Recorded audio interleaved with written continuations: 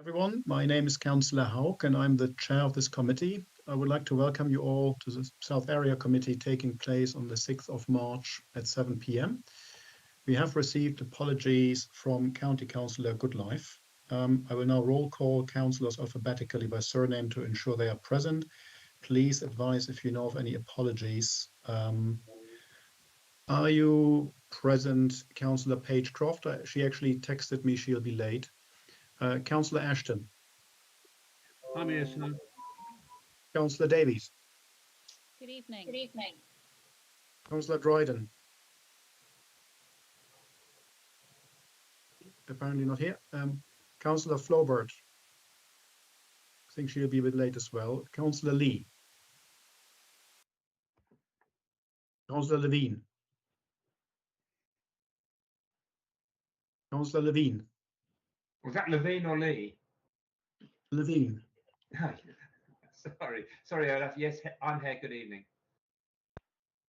Councillor McPherson. Yeah, present and correct, Chair. Okay. Then County Councillors Beckett. Apparently not here. Councillor Goodlife has sent apologies, and Councillor Slatter. Present, sir. Excellent. There's no need for that. The officers permanently. But yeah, the officers permanently at the table are Area Committee Lead Officer Dave Princeps, Head of Property Services. The committee manager tonight is Chris Connor, stepping in for James Goddard, and meeting producer is Boris Herzog. Yeah, thank you to the whole team. Other officers and public speakers will join us throughout the course of the meeting, and I will introduce them at the start of relevant agenda items. If anyone has problems hearing me throughout the meeting, please alert me by waving your hand or in any other appropriate way. Housekeeping, just a few items. Copies of the agenda are on the website, committee meetings, minutes and agendas. Please mute yourselves unless you are invited to speak. If you would like to ask a question, then please indicate that either in the chat or raise your hand electronically. Please try to refer to specific page numbers within the agenda if you are referring to anything in the agenda. This meeting is automatically recorded, and the meeting is being broadcast live via the council's website. And public speakers are reminded that by speaking and appearing in this meeting, you are giving consent to being recorded. And the process or the rest of the meeting will be the relevant officer will give a brief introduction to their report. Councillors and members of the public participating in the meeting will be invited to type speak in the chat function if they would like to ask a question or make a statement.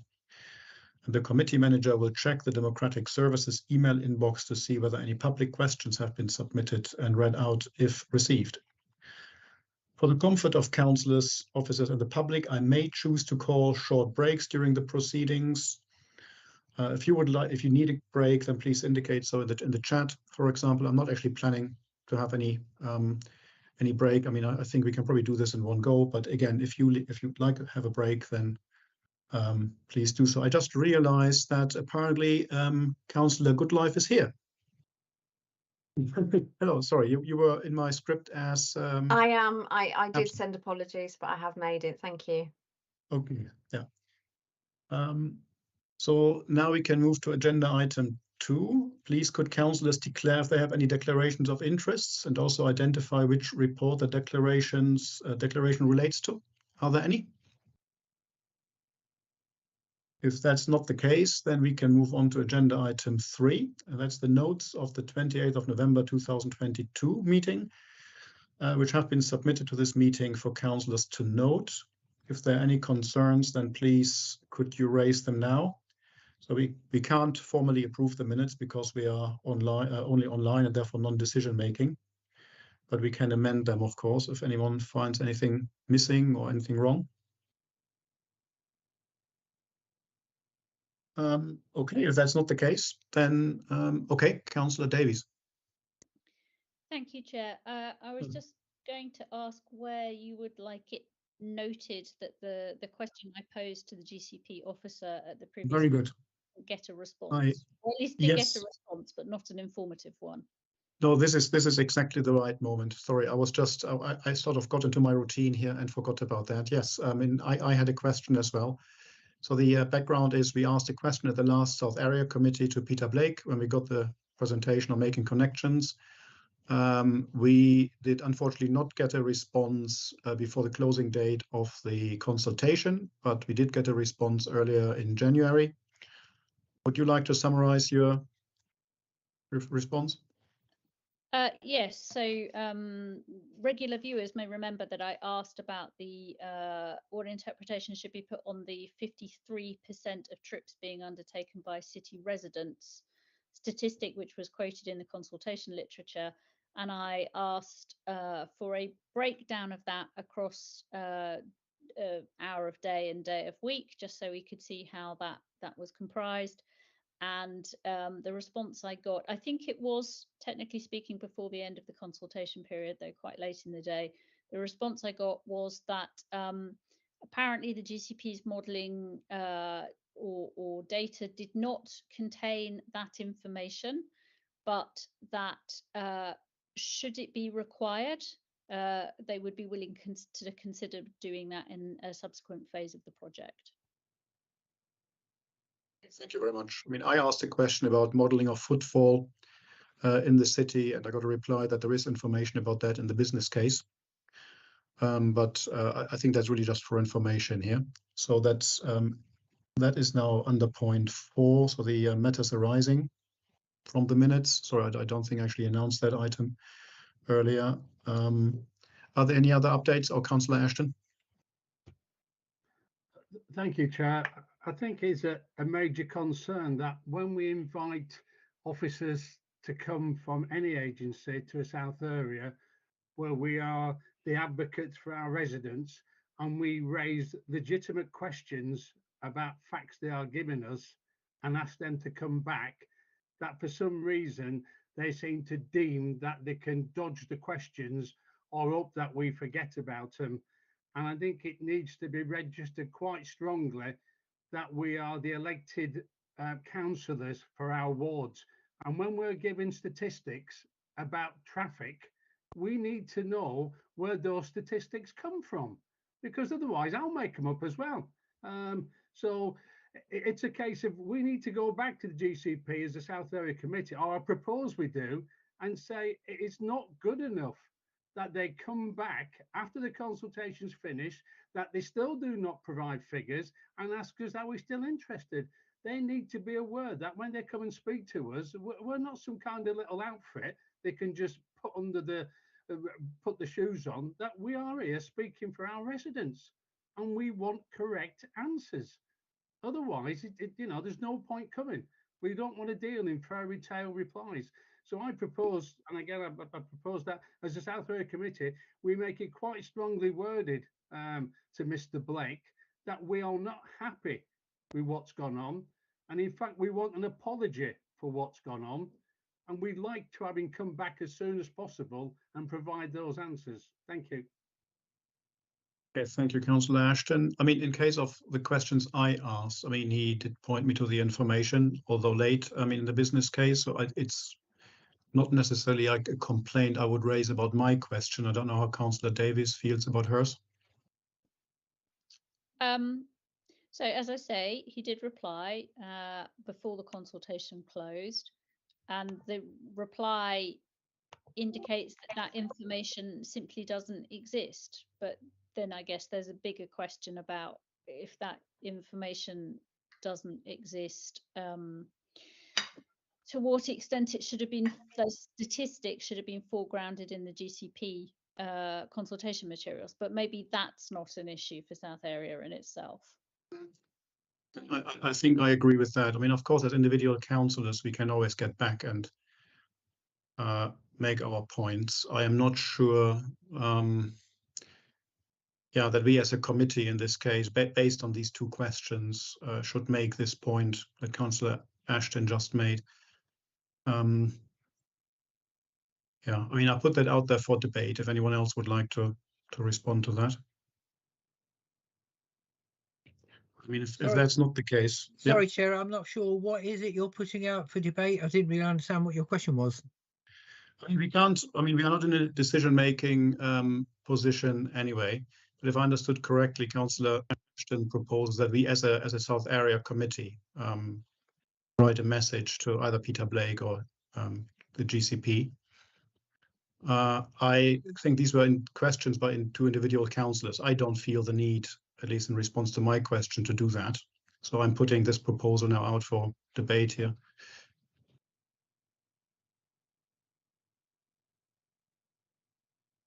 Well, I guess you could say that if we're, elected representatives are asking questions of officers, those questions need to be answered in an intelligent way that we can all reference back to and understand the rationale behind the answers. If we don't get that, then it doesn't really mean very much. So I think that that's why we're elected, to ask questions on behalf of the residents that elect us, and we expect answers to those questions. I think it's a relevant point. Yeah. I mean, I agree with the general point. I'm not sure the South Area Committee is now the forum for that, to raise that. I'm not sure what a forum is for then. Well, we asked our questions. I mean, I think I made the point that we got the answers late, so we then got the answers late. I mean, but I don't, and I made this clear that unfortunately we didn't get the answers before the deadline. I do not necessarily see the need now to send another message to follow this up with a message on behalf of the whole committee, since we can't really vote anyway. We can't make this decision. So I don't feel that this is necessary, following these two questions, individual questions from two ward councillors. So unless there are any further comments on this issue, I think we can move on to the open forum. So this time we actually have a number of, or several speakers, and I don't necessarily know in what order they were submitted. So I think the Mr. Connor, do you have any particular agenda, particular sequence of questions? I think it was Dr. Thomas Ron first, if I'm not mistaken. Yes, we can take Dr. Ron's question first. And I think I saw him earlier. Hi. He is present. Yeah, thank you. Yes, although I must say I was given the link by one of the councillors. I wasn't given the link by the city council, so I'm glad to have been able to be here. Nice to see everyone. I've just want to kind of raise a few concerns about roads and about potholes. I've been hearing a lot of sort of issues and complaints, especially along Queen Edith's Way, about just potholes. They say they even report them, and they report them and they get filled badly. So I really think that we should be looking at potentially really dealing with potholes when they're reported, and possibly using tarmac rather than gravel, because that's a big thing that a lot of people have raised some serious concerns about. I also a few people who live near the Netherhall bus stop have said that the glass panes of that bus stop have been away for about 2 years. So I wanted to kind of raise that as a concern, because it is quite a serious concern, and I think it is something that they deserve better. But yeah, I think those are the main things that and also there are a few areas, especially on Spalding Way and Sedley Taylor Road, where they feel that there aren't enough street lights there, and I just wanted to raise that to see if our county group could work with these residents to get the street lights that they need, because obviously they need an LHI application, and I do think that would be very good. So obviously that's mainly at, I guess, Councillor Beckett, who is the county councillor for Queen Edith, which is the area where this is. Although Sedley Taylor Road, I do believe, is in Councillor Slatter, I hope I'm pronouncing that right, some jurisdiction. But those are the main things. It's just a lot of potholes. A lot of people are finding quite upsetting. And also, I want to ask another question about the modal filter on Nightingale Way, because obviously that was done during COVID. When was the consultation finished, and how many people were in favor of it roughly? Do we have the numbers for that? Just because because I've been getting a few questions about that. And finally, there are some people on Glebe Road who would like to see a residence parking scheme. Again, I do feel I might be putting Councillor Beckett a bit on the spot here. I do apologize, but I've just been, listening to these issues, and I promised I'd bring them to South Area Committee. So here I am, duly bringing them. Thank you very much. Okay, over to Councillor Beckett. Thank you very much. I was going to suggest that that one might come to me, even though I know South Area Committee is usually more of a city council thing. But yes, so potholes in general across our network are a problem at the moment.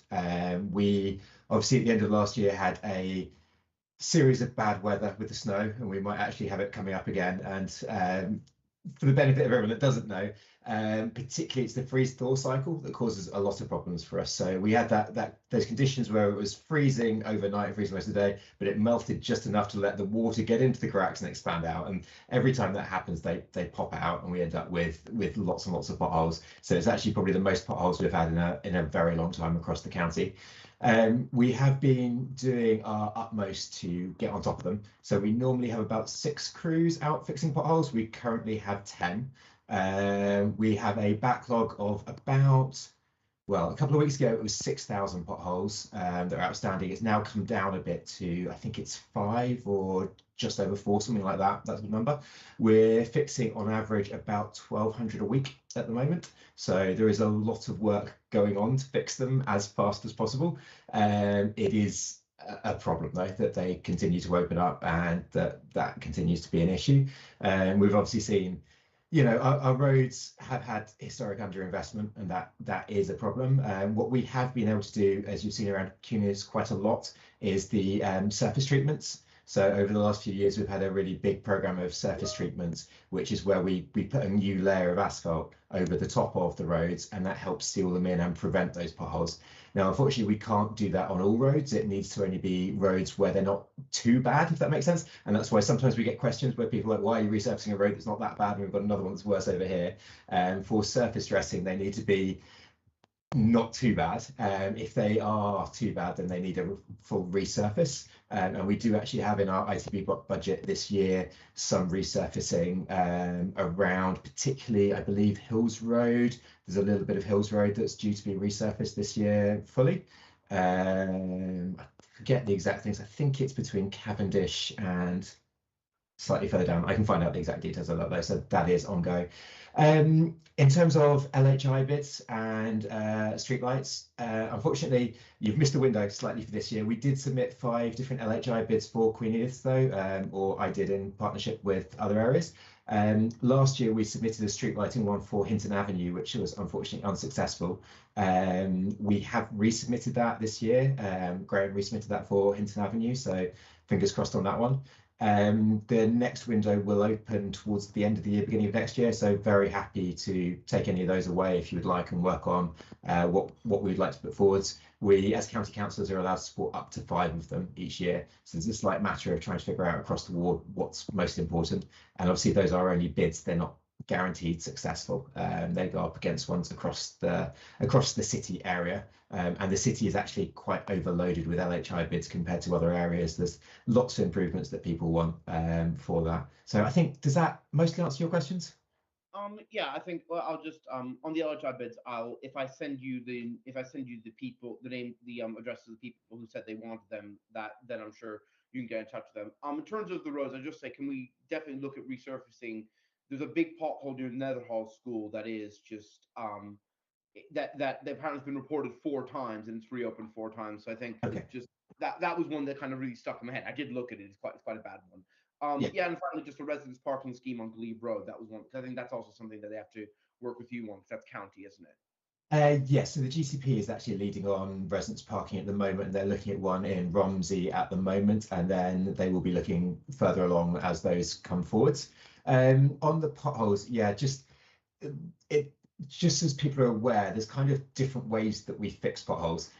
Sorry guys, this is getting very technical in this meeting, but sometimes we have to do what are essentially emergency fixes, which is to make them safe. Because conditions or otherwise means that we can't get in there to do a proper permanent fix. That can be particular on roads like Huey Way, where it's very busy, because some of the problems we have around traffic management. So often we will do a temporary fix and then come back to it later when we do a proper fix. And I know that can be quite counterintuitive to people, and people complain about pothole fixes failing, but it is actually the most cost-effective and quickest way of doing it. We have a duty of care, obviously, to make them safe within our minimum time period, so we have to just get that done, and then we can get them programmed in later for a proper repair. But if you have reported that one on QUA, do send me the link to it, and I can follow up on that one as well. Thanks. Thank you. I mean, I was about to ask whether any of the other county councillors want to chip in, but I can see Councillor Ashton's hand up. Thank you, Chair. I've lived in Cherry Hinton for 52 years, and we've had bad weather in the past, worse than what we've had recently, in fact, and the potholes have never been as bad as they are now.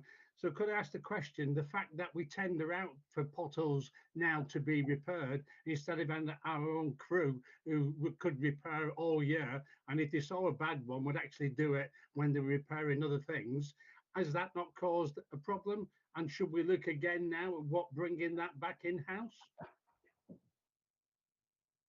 We are very much straying onto highways situation here outside of this. Happy Chair, through you, if you want, I can answer that. Yes, please. I mean, if there's a short answer and you could maybe get in touch offline, of course, if there's more information needed. Yeah, so we do have a term service contractor that we currently have a contract with, which was signed before the joint administration, which is in place until 2027, I believe. So right now, our hands are slightly tied on the things that we could do if we would want to, or if we would not want to bring it in-house or not. There are very much advantages and disadvantages of both. Our service provider with many other local authorities, and actually about 80% of local authorities right now outsource, about 20% keep it in-house. There are really very much advantages and disadvantages of both. By outsourcing it, what it allows us to do is scale far more easily. So at the moment, as I say, we have 10 crews out fixing potholes. If it was in-house, we wouldn't have been able to scale up in quite that same way, but we could just add crews in when we want to because of that. There are very much advantages and disadvantages of either way, though, and when the contract comes up, we will be looking at what is the best solution for Cambridgeshire and how to get best value for money. Thank you. Councillor Slatter. Yes, I was going to say it's really helpful to have Councillor Beckett saying these things because it's presumably all on the record and we can refer people back if we've forgotten it because he's got it all up here and I always have to look it up. So the more we get on highways on the record, that's helpful. Thank you, Councillor Beckett. I was just wanting to check, Mr. Ron, you mentioned street lighting. Was that the one in my ward? Is that the one that was in Luard Road? There was one in Councillor Beckett's ward along Spalding Way. There is one on Sedley Taylor Road where I heard things right. dark, and I know that's your county division, if I'm not mistaken. It is, yes. So if you need my name on that, that's fine. Put it to both of us, Yeah. I'll chip in when Councillor Beckett tells me to, whichever works best. Thank you. Of course. Thank you. I'm mindful that we have several other questions. So is that okay, Mr. Ron? Did you get Yes, what very you good. expected? And of course, our friendly councillors are happy to email you back if you email them. But thank you very much for your question. And that I think, at least in my mind, the next question should come from Mr. Hems. Hello, good evening. Hopefully everyone can hear me okay. Yes, I can. So please, and Councillor Slater, you still have your hand up. Sure. So thanks everybody. I'll try and keep this brief. So there is a recent dog PSPO that I believe Councillor Haug and Councillor Levine would be aware of as they were part of the Environment Scrutiny Committee. So I think as a general question of the PSPO, I can't remember what that stands for, but it's something to do with a public order, I think. Public Space Protection Order. Okay, thank you. Is that there is no statistics provided at the Scrutiny Committee where this was approved to move to consultation, and there are no statistics or evidence or data provided as part of those meetings or in the proposal documents for the order, nor in the case specifically that I'm querying is there any statistics or evidence raised as to the reason for including Hobson's Park in this proposed order.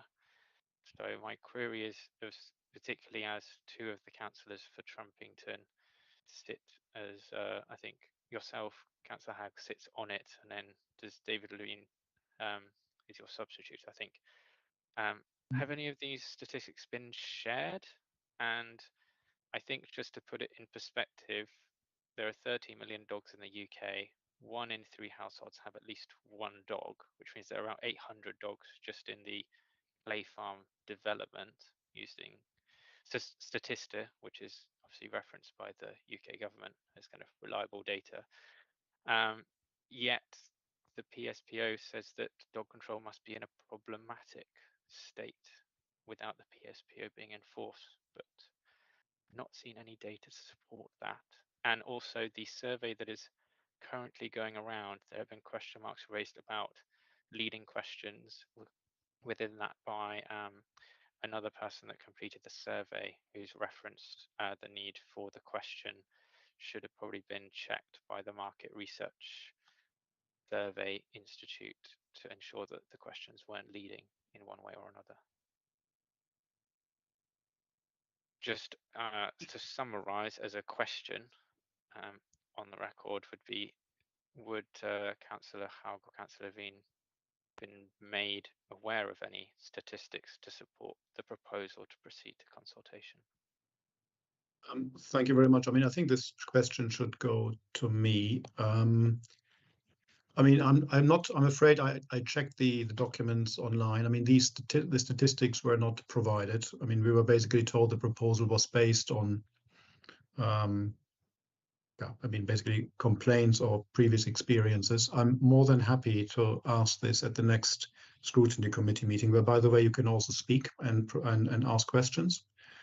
So I think actually the South Area Committee is actually not necessarily the best place for this question. So I think you can ask this question directly at the committee, either via me or also as a public speaker. We did get a response from Wendy Johnston. So the officer, I mean, at short notice couldn't join us here. But I mean, this is very much part of the consultation. So if you raise these issues, then of course they will be addressed. And I mean, I can only at this point say that at the next Environment Scrutiny Committee, I can then follow this up.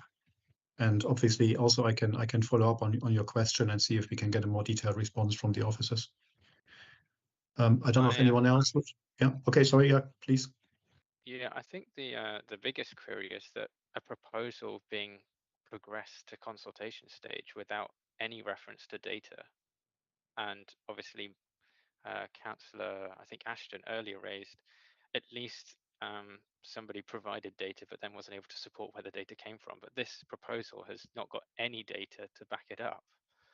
And the irony is that I do, obviously, as those that know me, you know, I like to do the litter picking and want to ensure that the bird reserve part of the park, or the area that birds do ground nest, etc., is particularly protected. And I reached out to the RSPB and the Kennel Club, and they actually have effective wording on what they have agreed to the statement of dog control. And dog control is not exclusively to be on lead. And I've provided that in an email. So, and just to further that comment and about the proposal, it was a surprise that the Kennel Club weren't pre-consulted, given that DEFRA and the Home Office and the LGA guidance documentation on putting PSPOs in place suggest approaching the Kennel Club as one of the pre-consulted organisations, as they're the only approved dog-related association by the Home Office. So it was just a very surprising kind of approach to take this manner. And also the Dogs Trust and Keep Britain Tidy demonstrated a number of alternative ways to help to keep parks and other kind of local areas and open spaces clean with a smart walk and points program. And further to the dates and evidences, I'm not aware of any enforcements within CPNs and CPOs having distributed, or in addition, any kind of real enforcement action to demonstrate that what is currently being done, which I don't believe there is really anything, is actually problematic. So I think there's just a very large number of questions with no data provided in support of including Hobson's Park into this PSPO? I'm afraid I cannot answer these questions straight away. I don't have a dog. I don't have the expertise, but I'm obviously happy to follow this up also at the next scrutiny committee meeting. But I can see Councillor Letter's hand up. Yes, I'm sure that it's right to have Mr. Hems's concerns raised, and hopefully we'll get a report back to this committee, because obviously there's more local knowledge coming into this committee as well as your own city level. We certainly have some rich information in terms of the wildlife taking advantage of the new habitats.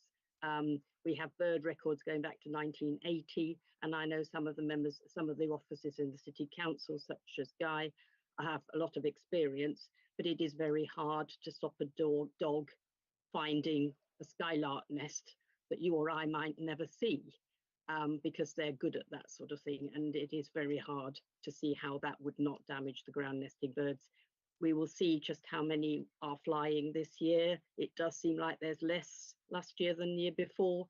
That's anecdotal, obviously, but we have got some quite expert bird watchers, and they might well have something to say on this one. Similarly, the dog owners do need to be consulted too. I've got both in my family.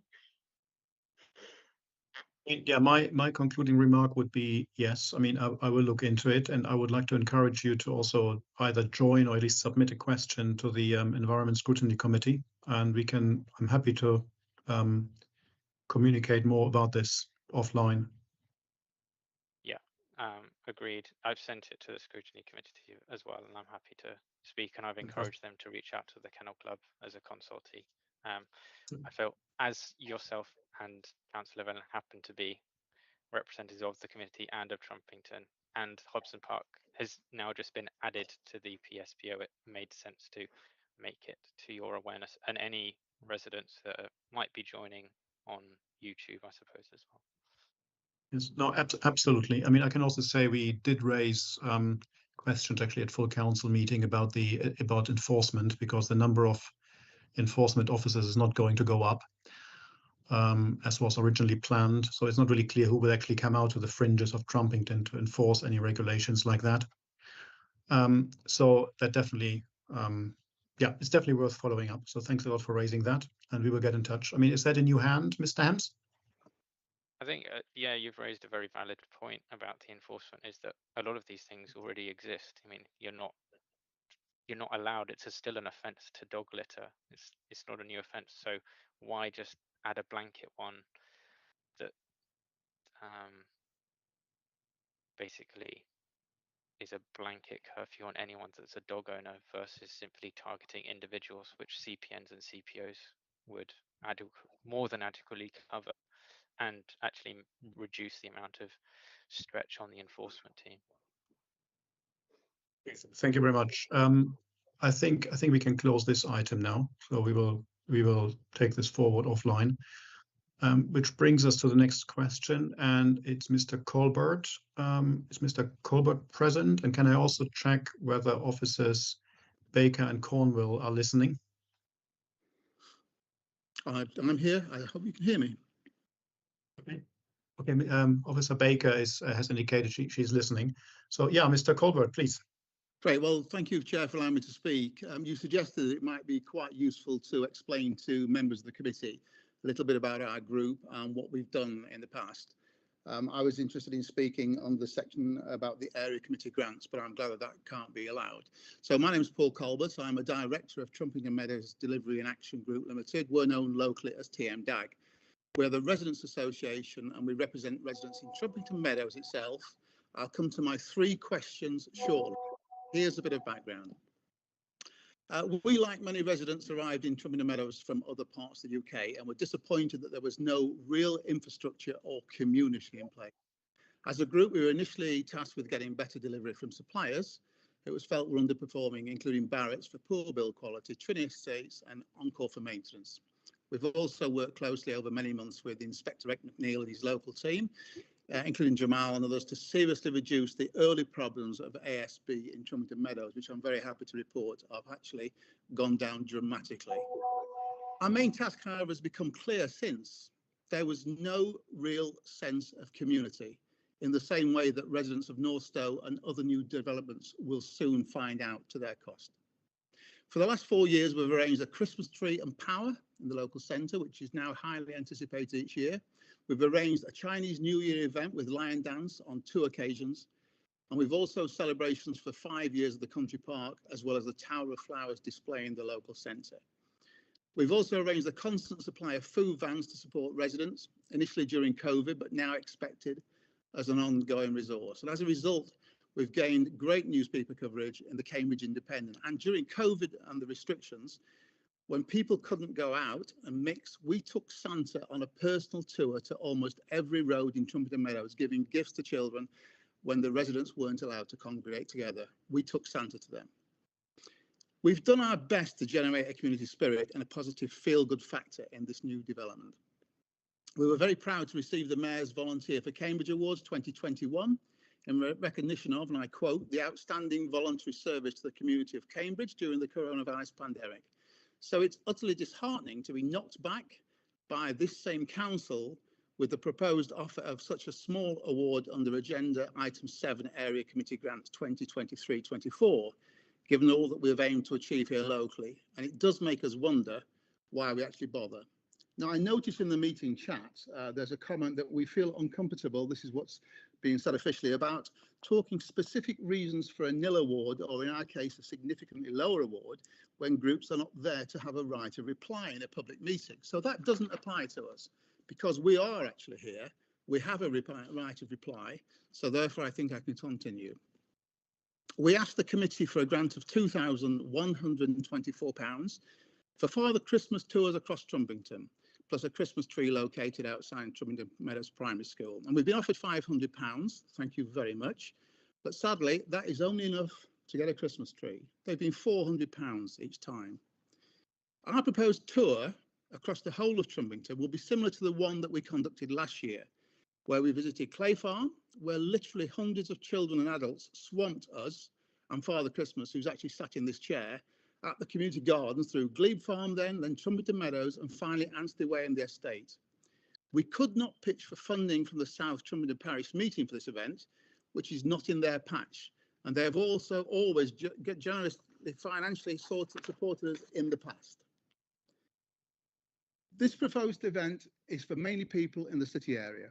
The TRA kindly gave us £100 last year towards it. It's disheartening to learn that the officers have recommended that we only receive £500 to be allocated to this proposed event, which is sadly insufficient funding for us to deliver it. We estimate that at least 600 people benefited from the new community initiative, irrespective of their income or status, over a 4-hour tour last December. If the full grant was to be given, that would equate to about £3.54 per head, as opposed to residents being charged over £20 to see Santa elsewhere in the area, which many families are understandably unable to afford or justify given the current climate. Our proposal is for children and adults, rich or poor, irrespective of background, language or culture, and undoubtedly brings joy to all. Santa even had a one-to-one with a seriously disabled child who hardly ever ventures out of his family home. It made his Christmas and that of his family.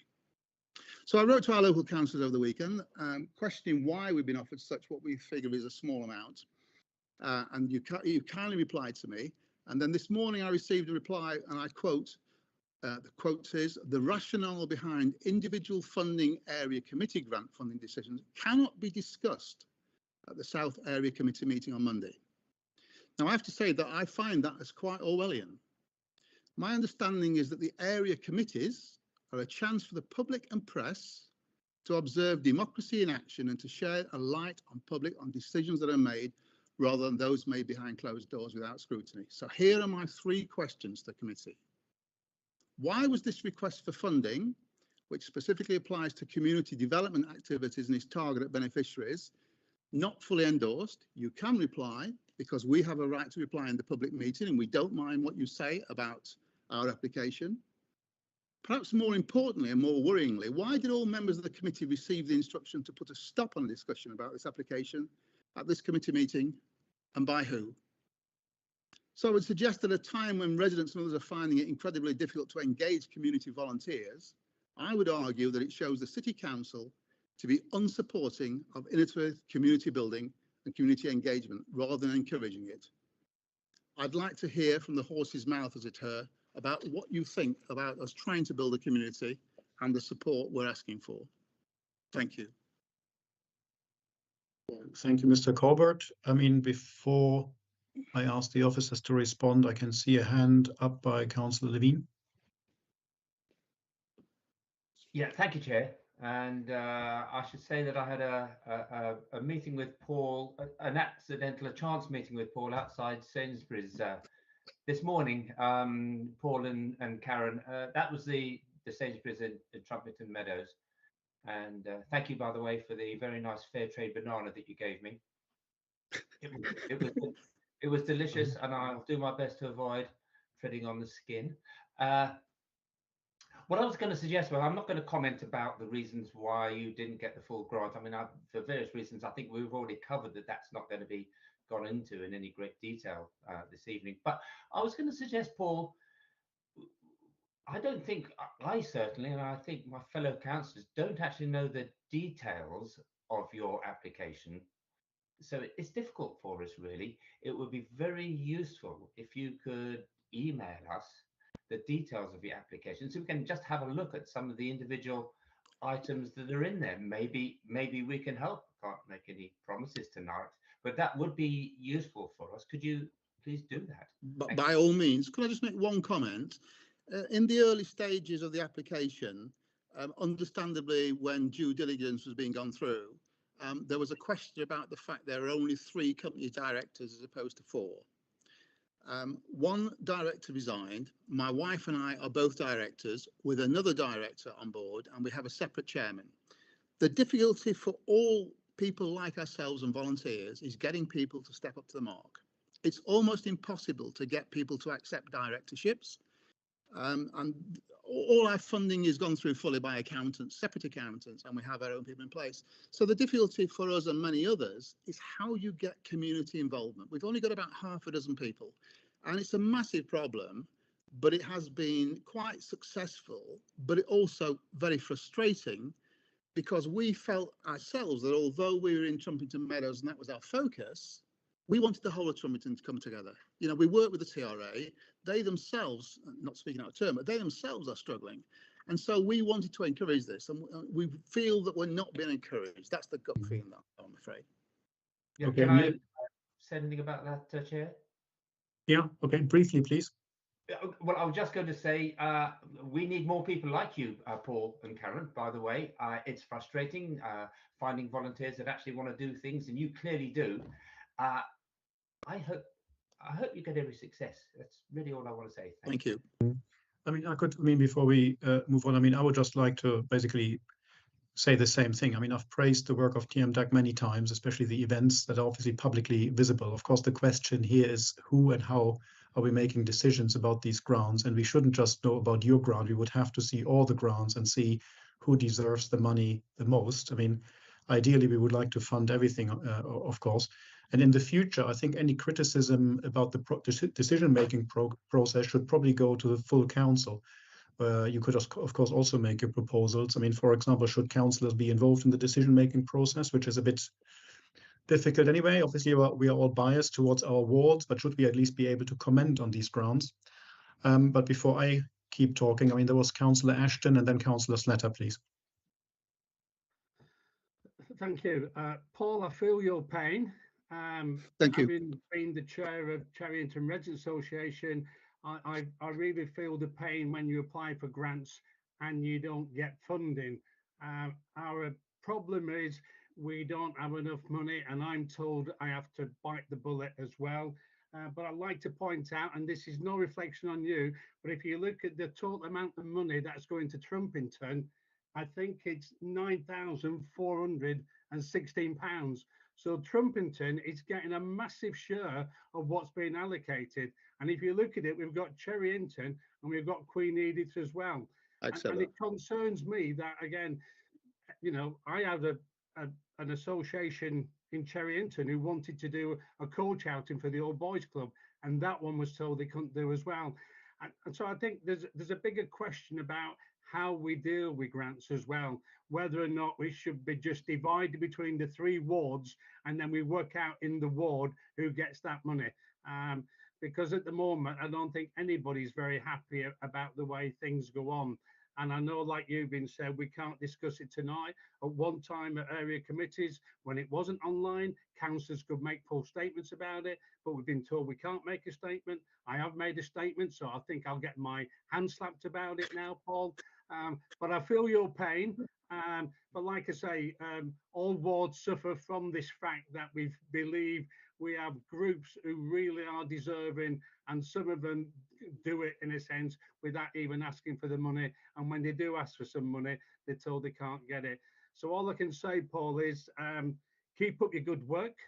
Don't be put off by it. Don't take it personally.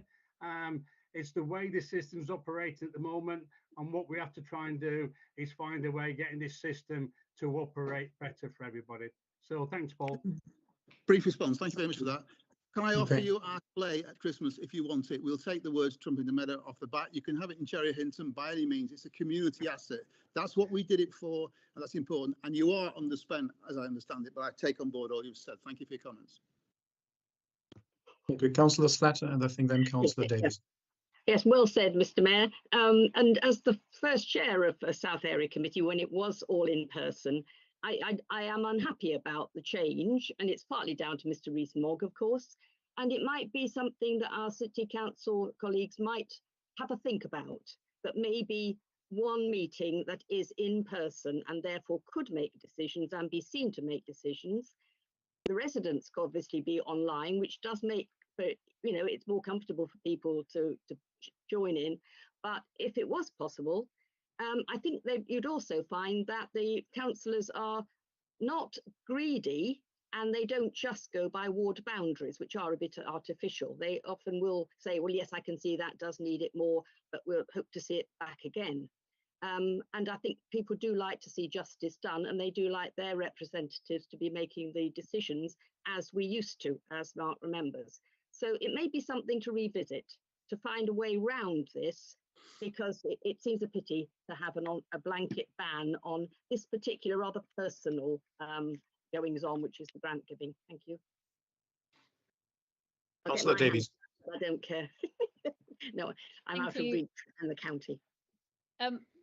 Paul, can I also thank you for your work you're doing and say I share your pain, because I chair the Queen Leaders Community Forum, and we haven't applied for any community grants for several years now because we don't find the process suits our way of working. But with my councillor hat on, I've just taken the opportunity of refreshing my memory of the reports that used to come to area committee attached to this item. And for example, the 2017 report,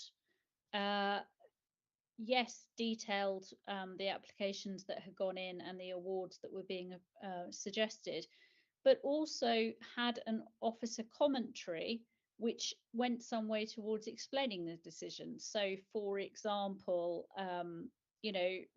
Cherry Hinton Festival Society, the officer comment highlighted the sums of money that they'd had in the 2 previous years. Just to give a bit of context, and I do feel that this year, accepting that we're not a decision-making body at the moment in our current form, but we basically have no information on which to indicate our agreement or disagreement with the proposals at all. And I do think that's a shame and a lack of transparency that perhaps ought to be reversed. Thank you. I'm assuming that it's something for civic affairs or full council at some point. Can I thank you, please? Can I thank you for your comments and your time and answering the questions? Thank you very much. Of course. And I mean, I can see the hand up. Officer Baker, please. Sorry, just trying to find my mic button. I'm very happy to answer these questions, but if it's possible, I would prefer to do that as part of the actual area committee item, because I just feel like, just focusing on this one group within that item isn't quite the right way to do it. And obviously because Mr. Colbert is here, that means that we are able to discuss his application as well. So would that be okay if we discussed it as part of that item? Fine by me. Okay, thank you. Fine by me. Excellent. Thank you very much. In that case, I think there was one question left that was posted into the chat. Can I just ask the committee manager to confirm that? And maybe could you please read that question? Or Certainly. I realize actually we usually have 30 minutes for this item, but because the whole point of our committee meeting is to talk to or with residents, I think it's worth adding another few minutes on that item. Certainly. I think that Amy from the Red Cross Association is still here. If you wish to ask your question yourself, you're welcome to do so. Excellent. Amy, are you here?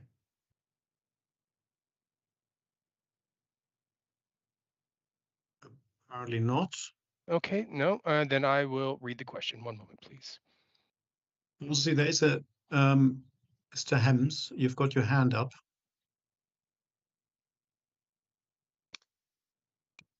Yeah, I'm happy to wait. But should I jump in? I mean, if it's a brief comment on something we've just discussed, then yes, please jump in now. I think it was in relation to the minutes about unspent unspent section 106 I'm not sure if it was specifically for Trumpington or the wider South Area Committee. I think it was designated for children and teenage provision. I think it was to the tune of about £35,000. I'm not sure if we lose that funding if we don't spend it, or if it's already been lost. I'm not sure how S106's work specifically, but I was just going to raise that the skate park in Trumpington by Clay Farm was already opened. It would be fantastic if there was other activity provision, and I simply said, how much does a tennis court facility cost to go next to it? But I don't know how S106's work. Yeah. I'm afraid I don't know anything about this particular item. I guess a tennis court would also have to be maintained, of course. Can anyone here comment, or shall we maybe leave it for later to follow up on that? Yeah, Councillor Slatter. I think I need a bit of detail talking about the underspend. The plans for Northern Hobson's Park are obviously set out already and include a playground rather than a tennis court. The tennis court has gone in elsewhere. But perhaps it's best taken out of this committee because I'm not sure where he means we have this 35,000 sitting waiting for us, because I'm sure we can all think of something to do with it, and we need to know what the strings are attached. So perhaps I think get in touch with me. Thank you. I think it's indeed better to discuss this later when we maybe can have a bit more time to get to the bottom of this. But yeah, thank you very much for raising that. Okay, I think we are ready for Imi's question. So if she still hasn't turned up, then yeah, can Mr. Connor please read the question? Certainly.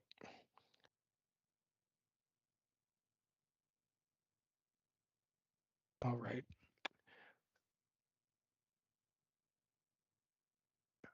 Red Cross Lane Area Neighborhood Watch Scheme approved by Cambridgeshire Police is seeing an increase in suspicious activities and groups of men in the area of Greenlands Estate.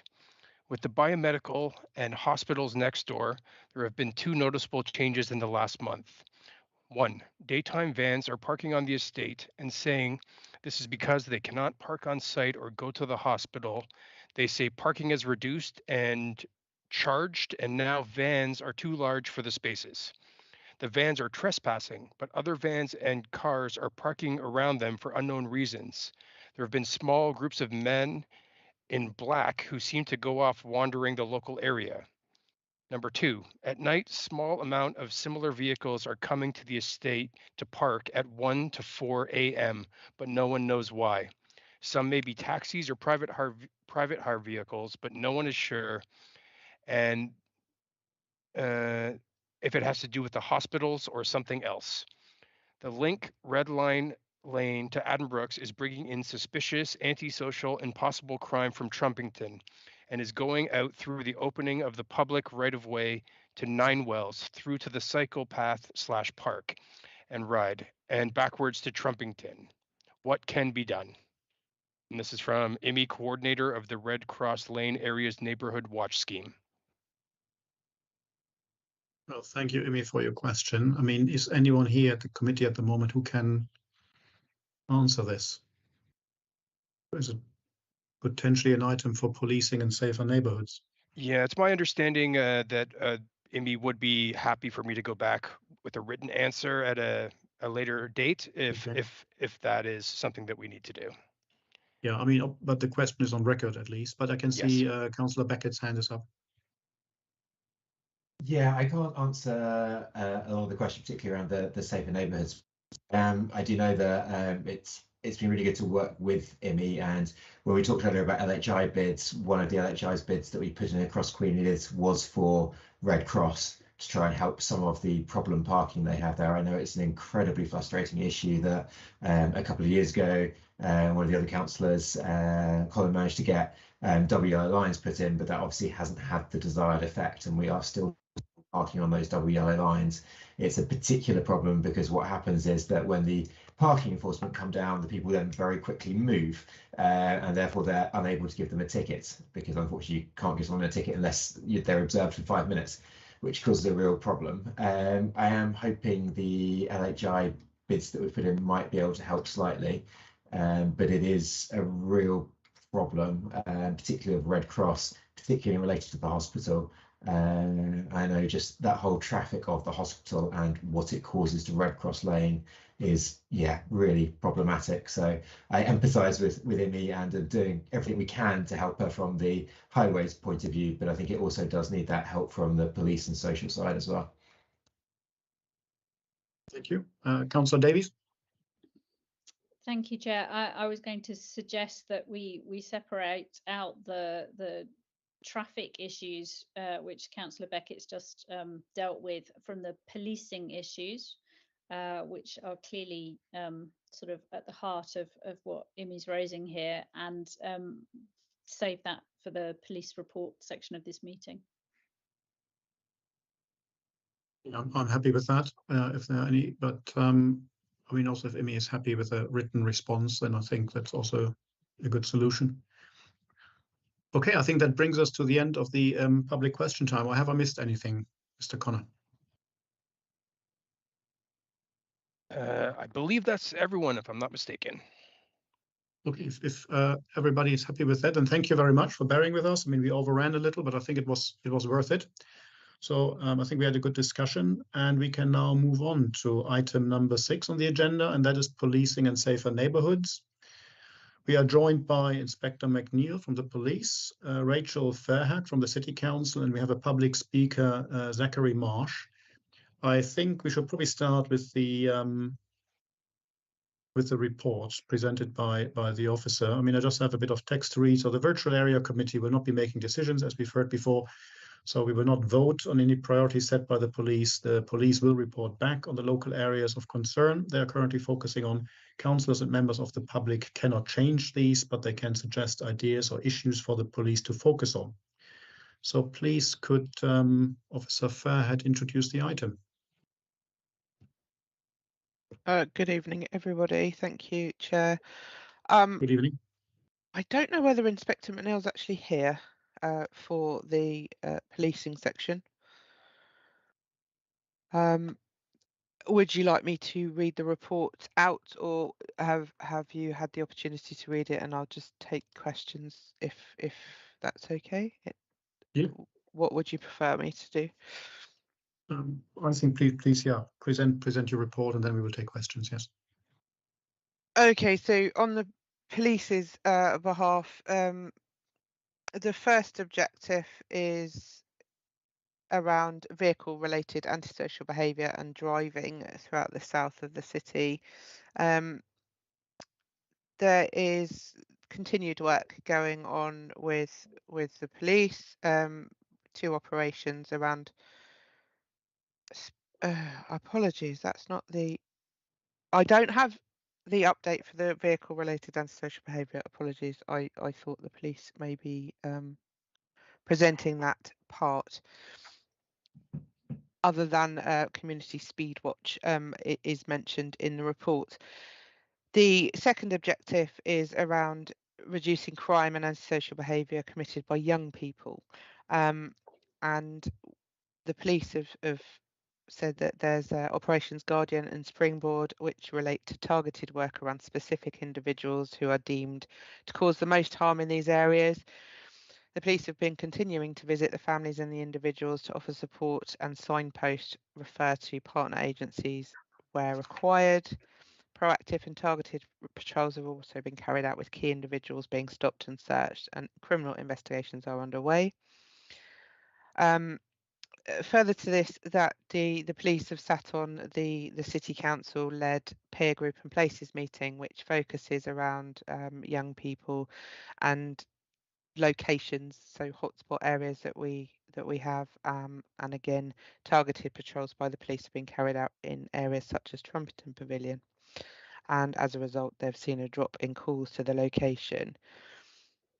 From the City Council point of view, we identified several outdoor spaces, multi-use games areas lacked sufficient amount of lighting that would enable children and young people's outdoor activities to continue throughout the winter and darker months.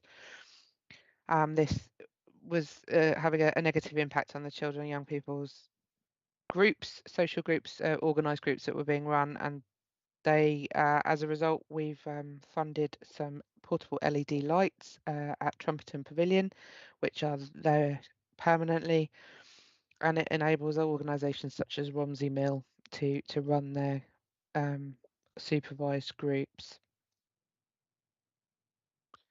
Again, I apologise, I don't have the police's updates for the bike theft, particularly around Ninewells and Trumpington. Would it be possible to send that later to the committee members? I mean, so that in case we get approached by residents, we have this information. I haven't been provided the information by the police, I'm afraid. Okay. And then obviously the Cambridge City Council areas that we've been working on are areas around Cherry Hinton in the library to address issues of ASB, and we've attended meetings with the Library Association Police and the CAMBAC, the Cambridge Business Against Crime, to adopt a multi-agency approach to address and improve these issues. We've put posters in the libraries to provide examples of what ASB within libraries we would consider to be ASB, and inform library users that it will not be tolerated and how to report it. We're also going to we've had CCTV cameras installed both inside and outside Cherry Hinton Library, and that's a very recent development. We're hoping it will have a significant impact on the ASB that's being experienced in that area. I think that's about it. Other than the peer group and places meeting, which is organised and chaired by the council, but it's attended by police, fire and rescue, schools, social care, youth offending teams, Romsey Mill and housing associations. And we look at cases where young people have come to an agency's attention around safeguarding and ASB and low-level criminality. And all the agencies sort of tie up and work together to try and resolve those issues. We have no recommendations, as you've mentioned, Chair. Thank you very much for your work there and for the report. Councillor Ashton.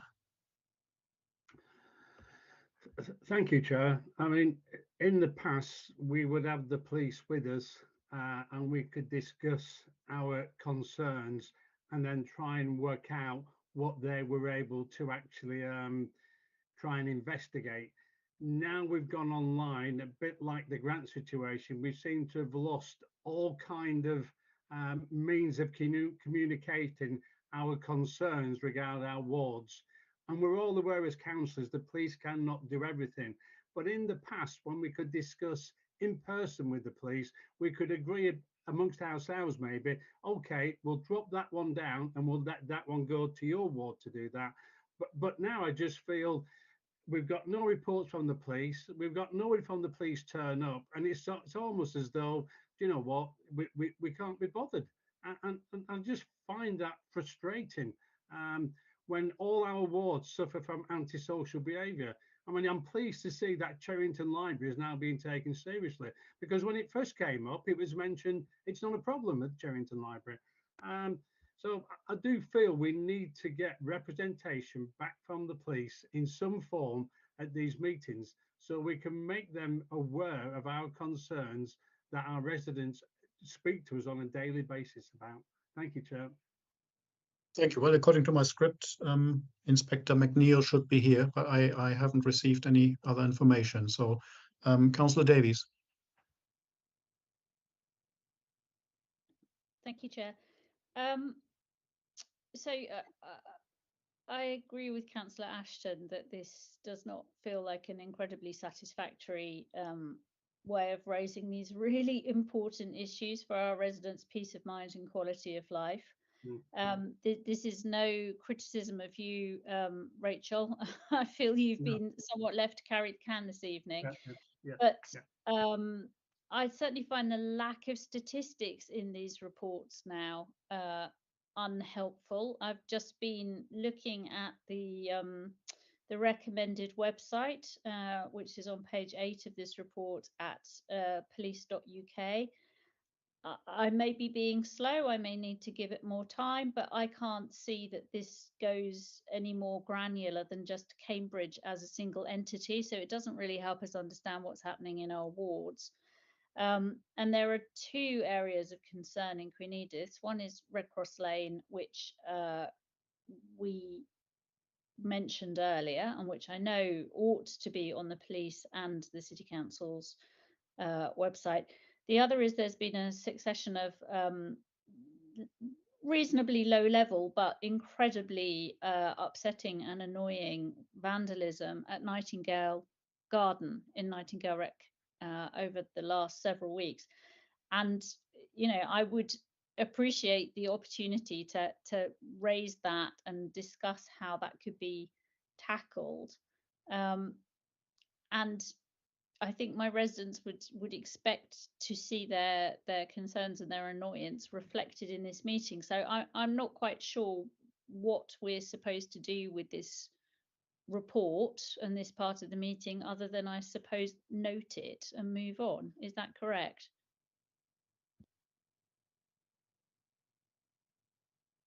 Is that a question to me as the chair, or to Rachel? I mean, because I think you're right. There isn't much else we can do apart from comment on it and take note. I think it's a question for all of us, that, you know, to reflect on the purpose of this element of the agenda and to feed that back to decision makers in our parties and in the officer code. Yeah, I think I will find out why Inspector McNeil wasn't present tonight, and I will certainly, you know, urge the police to send a representative in the future. There might be a perfectly good explanation for his absence tonight, but I mean, I completely agree. The idea is to have this committee meeting as a link between residents and the police via us, the councillors. But maybe let's go through the questions there. There's Councillor Macpherson. Yeah, thank you, Chair. I think I'm going to echo the comments of both Councillor Ashton and Councillor Davies, so I'm not going to repeat them, except to say that as the lead councillor for community safety for the city, I'd like my comments to be recorded and my extraordinary disappointment that the police have not turned up tonight and have not contacted anybody to say why. I mean, I've worked with the police, very closely with the police, for over 25 years. And I know things happen. They can't plan everything that happens. We know that, but I think a message to yourself or the community managers, or even to me, that just about every one of them has got my number. It would have been nice to have had a message to say, look, X, Y, Z has happened, or maybe not in detail, but I'm afraid we can't make it this evening. So I'm extraordinarily disappointed that they haven't done that. And I have to agree with Councillor Davis that I think the report is very thin. It doesn't actually reflect what's going on around the city, and it isn't the sort of report that we came to expect before COVID. So I do have a couple of meetings with them in the very near future. So I'm going to be bringing this up face to face with them, because very, very unusually for me, and Councillor Ashton will echo this. You'll never hear me criticise Cambridge Police. I've worked too long with them, but I will just go. For me to say I'm extraordinarily disappointed is a big criticism, and I'll say no more than that, but I will be taking it up with them. And I will also follow this up as chair, of course. Are there any further questions? I did see at least one more hand there at some point, but it went down again.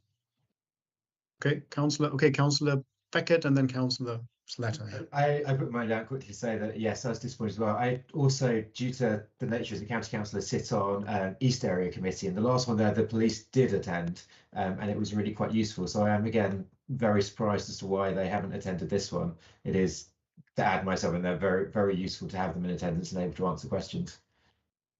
Yes, Councillor Slatter.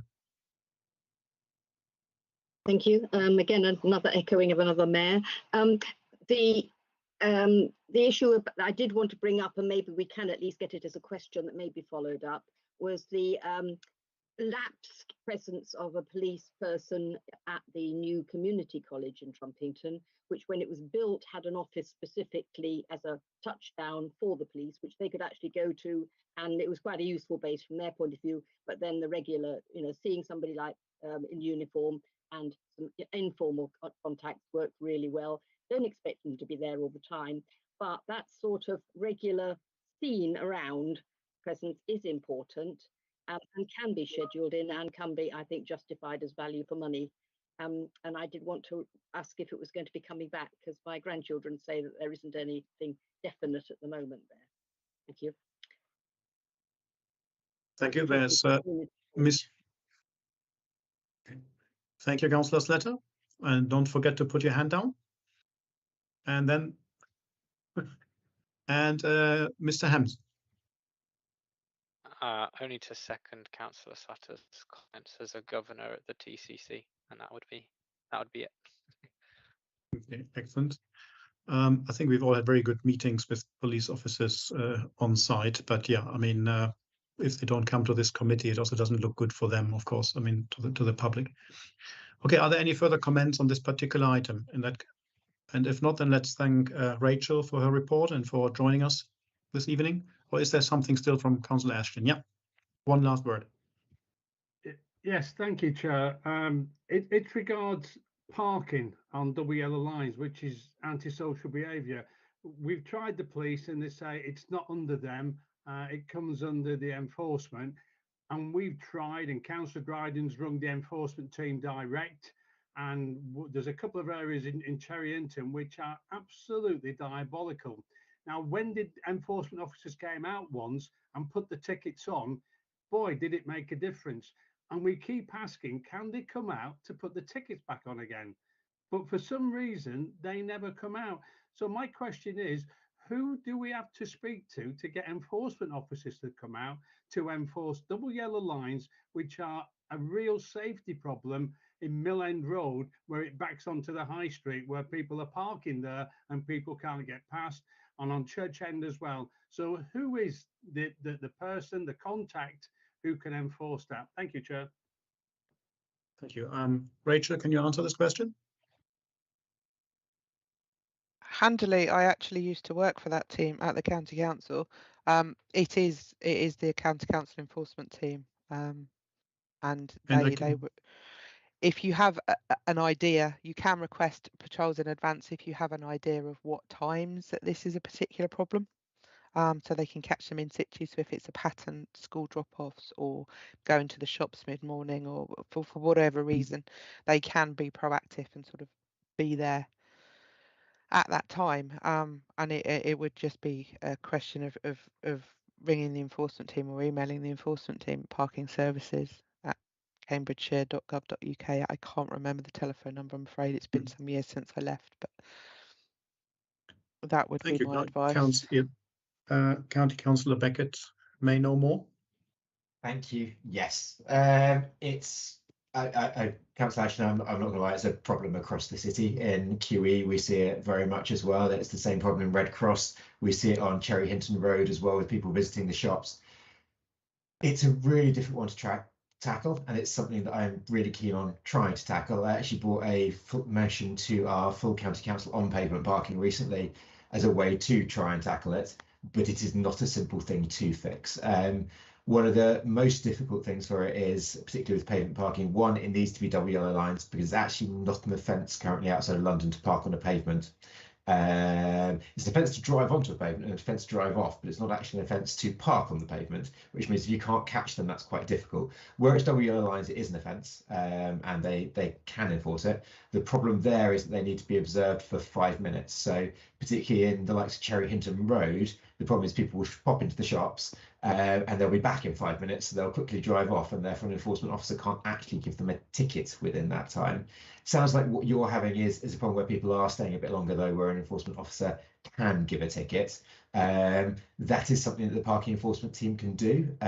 As Rachel said, particularly if you have times that you know that it is constantly happening, that's something we can look at, doing. You can obviously contact the parking enforcement team. I think it's parkingenforcement@cambridgeshire.gov.uk. If not, you can send it to me and I will send it on to them. They can look at doing that. We're also looking at setting up more proactive ways for people to be able to contact quickly, particularly when they have, somebody problem parking at the time. But that currently that doesn't exist. Currently, it's a case of emailing or phoning, and at that point they can send someone out. But we're looking at ways to speed that up where people notice it. But if you do have problem areas in particular times or places that we can send them down, do let us know. Thank you very much. Mr. Hems, is there still a hand from before? No, this is a new one. Just on that one, you mentioned, Councillor Beckett, about the sort of parking on the pavement is not currently outside of London. In particular, obviously, those that maybe require wheelchair or tram access to the pavement that are being forced into the road. Does that mean that's a legislation that can be brought in by county council under potentially a PSPO, perhaps on a public safety or public spaces protection order? Maybe that would be a more useful use of that legislation. Yeah, I'm less familiar with the PSPO legislation. From a highways and transport legislation perspective, though, parking on the pavement, unless there is a double yellow line, is not illegal outside of London. London has different powers when it comes to that one. There is a private members bill going through the House of Commons at the moment, which aims to make it illegal, but the government aren't giving it necessarily the airtime they need. So there is no defined period of whether that might be acceptable and when it might be. But there are a number of people within central government that do want it to happen. And so obviously do please lobby your MP on that one as well. I think we all know what a problem pavement parking causes, particularly to disabled people, particularly to young children and stepping out into the road. We see it so much around our schools where kids and parents are forced into the road with a really antisocial car. So anything you can do on that one is brilliant. At a county level, we are looking at obviously where we can perhaps introduce double yellow lines or things like that to cause it. Or the other option we sometimes have at county level is to put up kind of low level kind of barriers. So actually one of my LHI bids this year was for Cherry Hinton Road, the area around the junction, that there's a lot of verge parking that goes on down there. And it's whether we could introduce, low level barriers there to prevent parking. You see it also on the way around Wolfston Way. There's some low level barriers around there to stop people parking on the verges.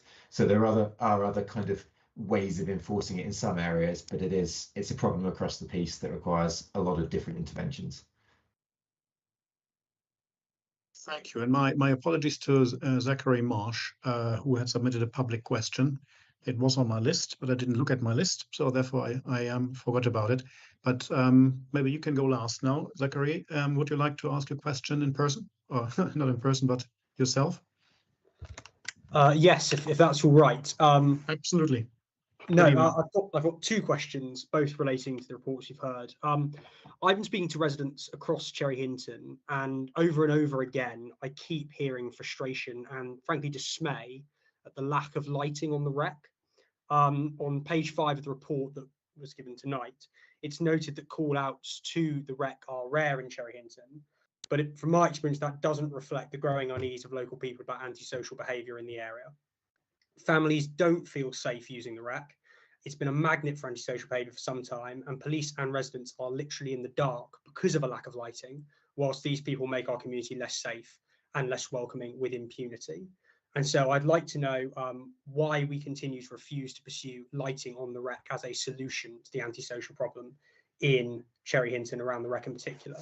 My second question is regarding the lack of police action to stop vandalism, trespassing and antisocial behaviour around the lakes in Cherry Hinton. A number of residents have come to me and complained about the state of the area, particularly in the St Bede's part of the ward, particularly in the summer months. Very concerned with young people travelling sometimes very long distances, clogging residential roads, breaching fences to get onto private land, and then littering in a pretty unhelpful way.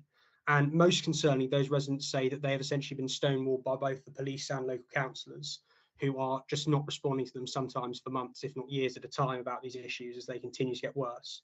So I wanted to know whether, I hope the police will be here, but of course, sadly, they're not, but whether councillors at least will agree to meet those residents who just feel like on that issue, surrounding the lakes in St Bede's in particular, they're just not getting heard. So those are my two questions. Thank you very much. Thank you, Zachary. Who would like to respond?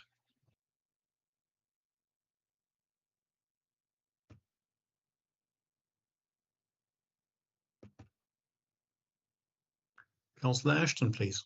Yeah, I'll respond. I don't stonewall any resident. I've received numerous emails over the years regards the lakes, as has Councillor McPherson, as has Councillor Dryden. We've had the police on the path at certain times to try and stop them going in. We know how far they come from. What we've been told is it's a private lake and people can access it even if they cause vandalism, and it's up to Anderson's to police it. This year, Anderson's had a man with a dog who was going around the lake. The number of complaints this year, I don't think I have one from a resident who's got my email, who in the past has emailed on regular occasions. I'm quite happy to meet with you, Zachary, with those residents to talk about it. On lighting on the wreck, we've mentioned that when we started off with the skate park on there, and we were told the difficulty of trying to get lighting in there. So the problems you brought up, I'm very pleased you brought them up. They are outstanding problems, and there are issues that we've forced on those for many a time as well. St Bede's for the parking for the lakes. What we've been told is there, we'd have to try and make it private parking, and then we could try and enforce it. So we're quite aware, having lived in Cherry Hinton myself for 51 years and seen what happened with the lakes, the issues we've got. Hence the reason why Anderson's now want to make it a proper open lake with proper access to the public as well. So we have been trying to deal with these issues, Zachary, and I'm quite happy to meet with those residents who haven't been able to speak to me. Thank you. Thank you. Would anyone else like to respond? But was that a satisfactory answer? I mean, it's really unfortunate that we don't have a police officer present, but we could, of course, forward your question to them by email. Yes, if you wouldn't mind, that'd be wonderful. Thank you. We can. So sorry. Oh yeah. Okay. Councillor Dryden. Councillor Dryden. Yeah. Just say about the lakes and some of the problems over the years of the lakes is getting the police out, because the police response, and the reason we can't always get police there, because we all know that we've had government cuts over the last few years, which we've got a lack of police to come out and police the area. So it is a hard job for our police in Cambridgeshire because of the numbers of cuts they've had over the years.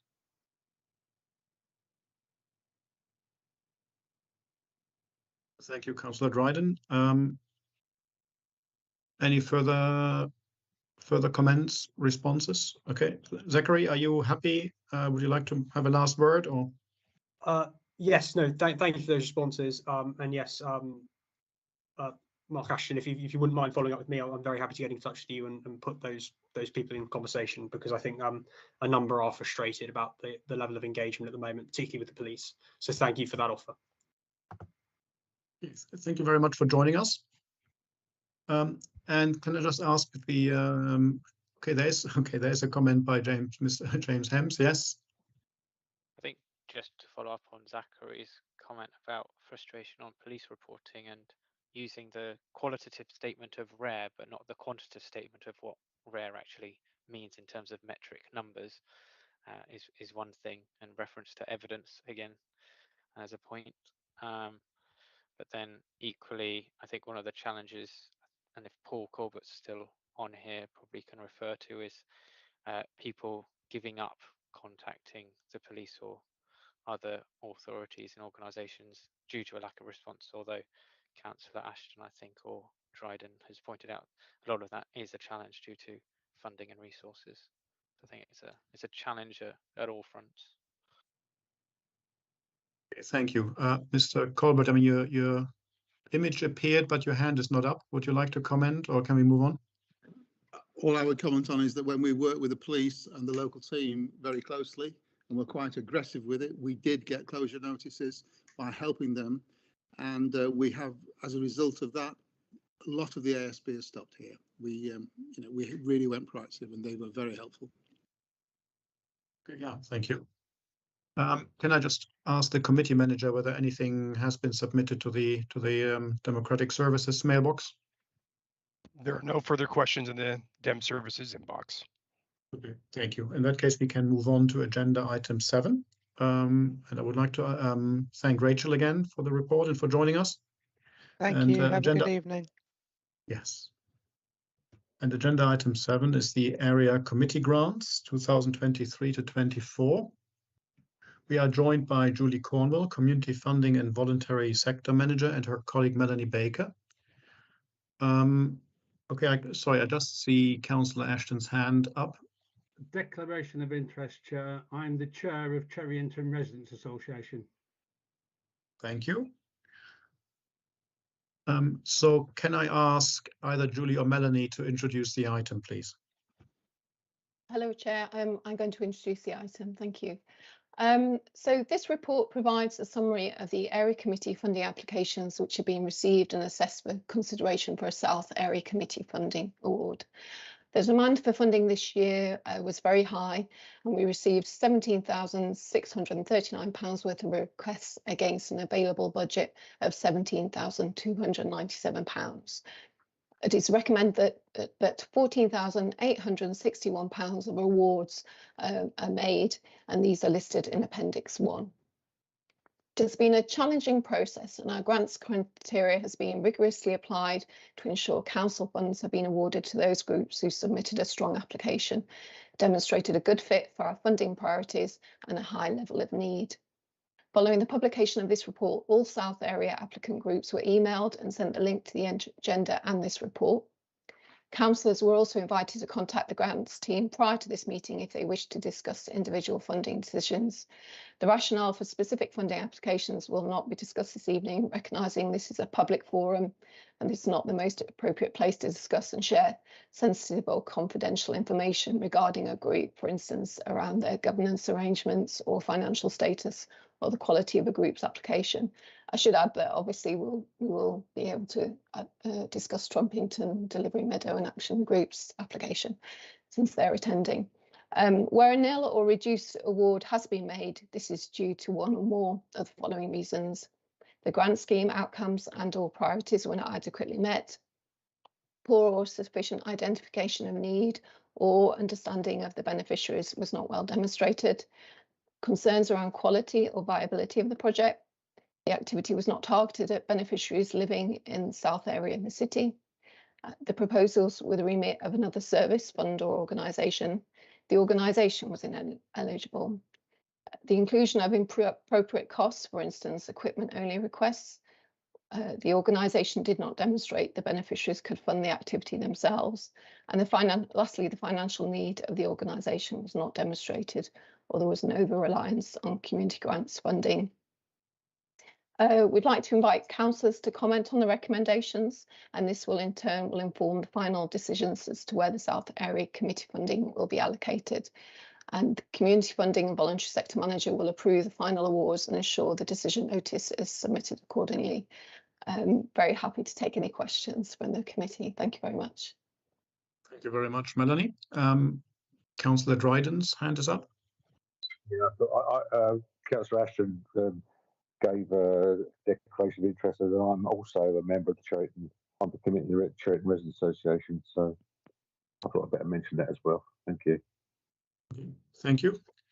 Are there any further comments on the area committee grants? I mean, Councillor Davies. Thank you, Chair. Melanie, I'm always interested in this bit of the civic year, because this is how I started to get involved in community activity.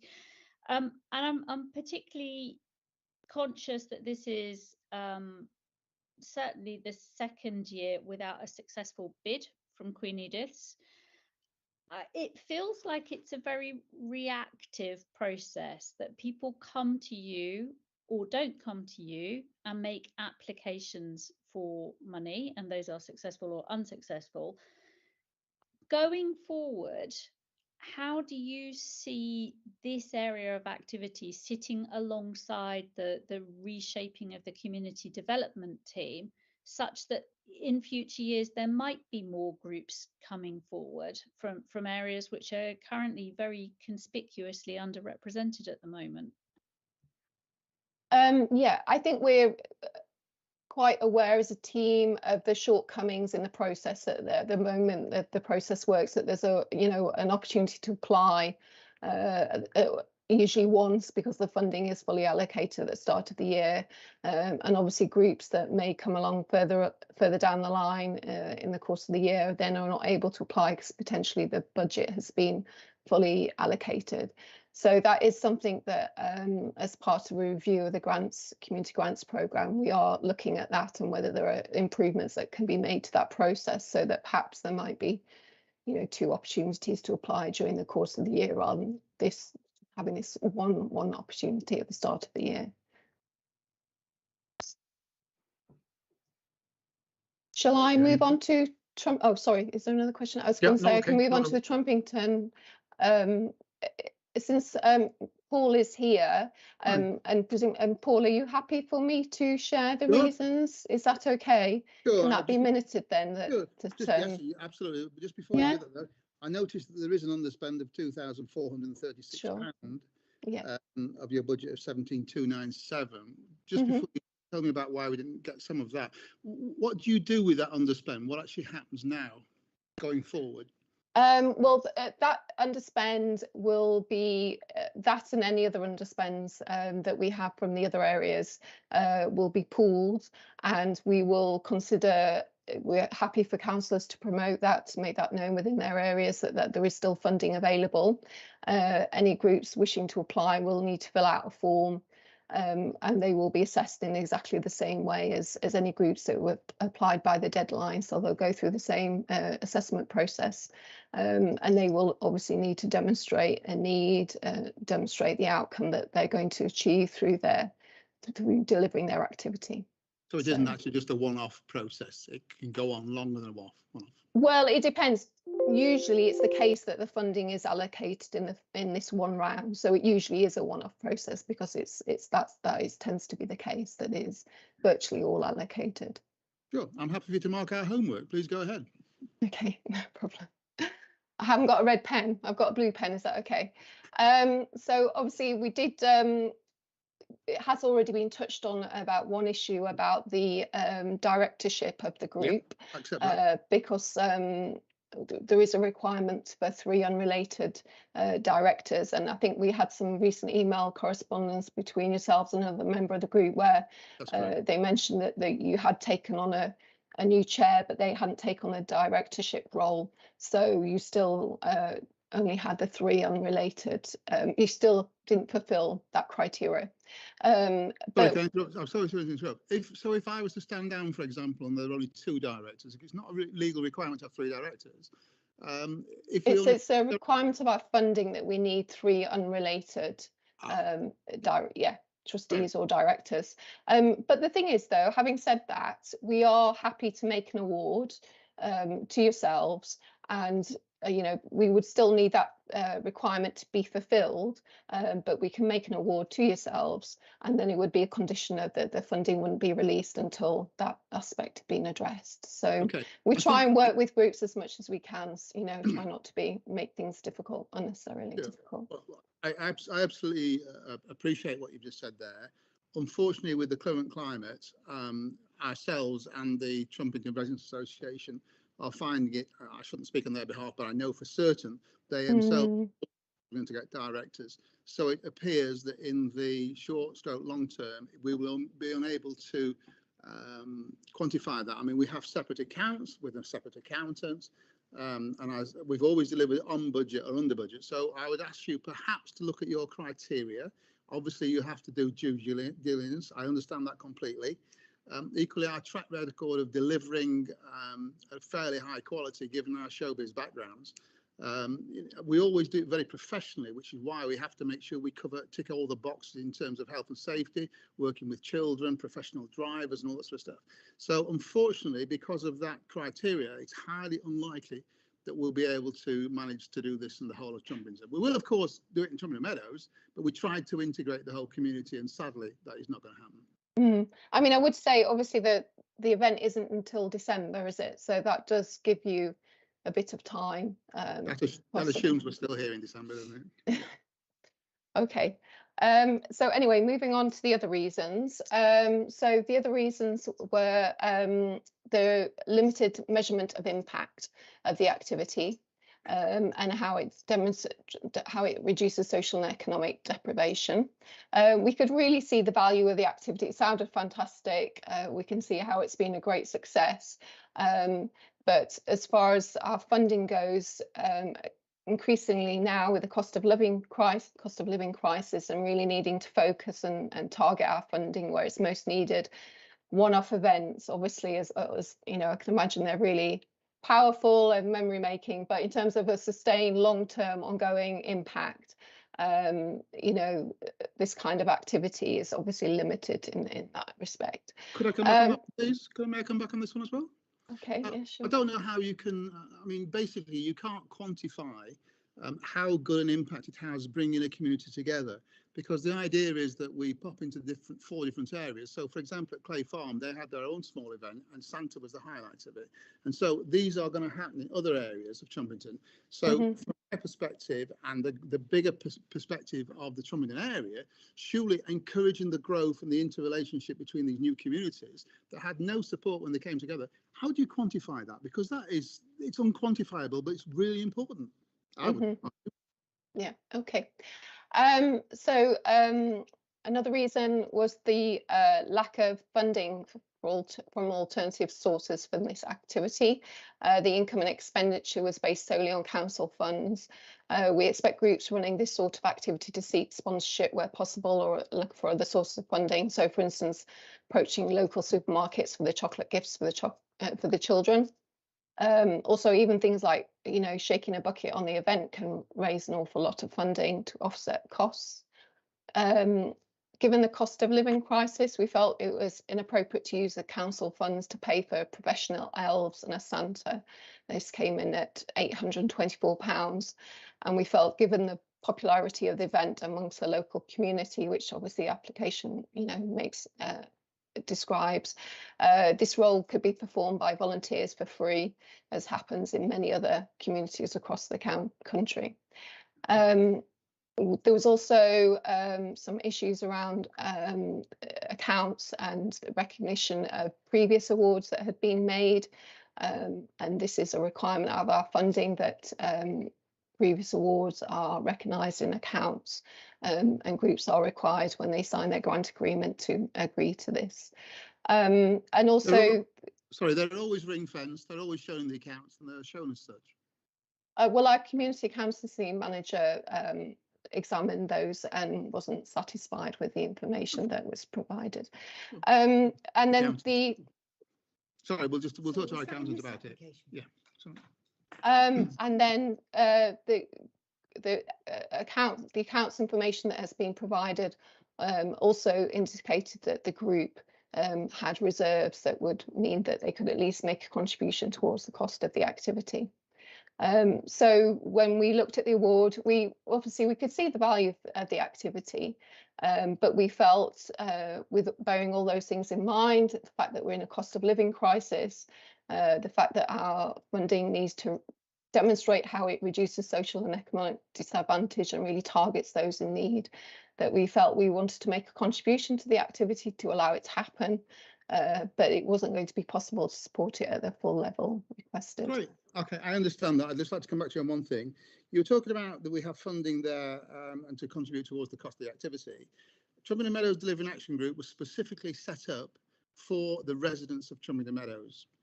Nearly everything we have been doing so far has been for Trumpington Meadows, with the exception of loaning the sleigh out to Hobson Square gratis and to the TRA gratis. So we thought that was a community asset.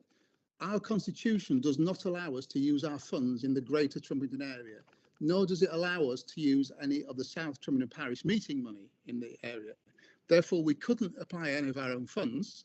The only place we can apply for that is to the city. And given that this is for the whole of Trumpington, with a very small bit of the Trumpington Meadows in it, it made sense only to apply to the city.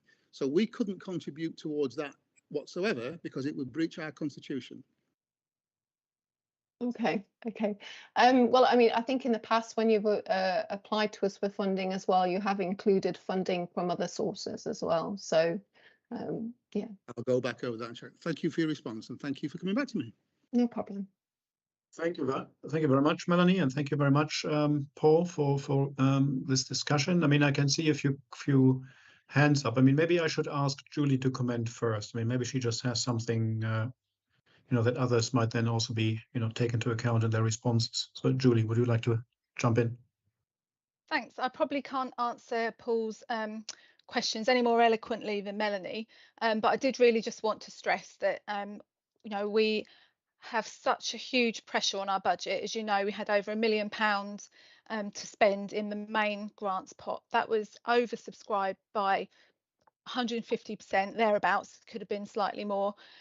So we really do have to start looking at the activities which can evidence that they make an impact on social and economic deprivation. And in all good conscience, when we're asked to fund fees for professional elves, we really have to think, is that how you as councillors would want us to spend our money? It's not that we don't think the activity is really brilliant, it's just that we have to think about, is that what you would want as a priority? And I think it goes back again to what Melanie was saying around perhaps if the application had other sources of funding, such as sponsorship. We know, I don't want to name other organisations, but we know many other organisations that hold events at Christmas that will have relationships with local shops where they won't come to us for funding for chocolate, they'll perhaps go to the local shop.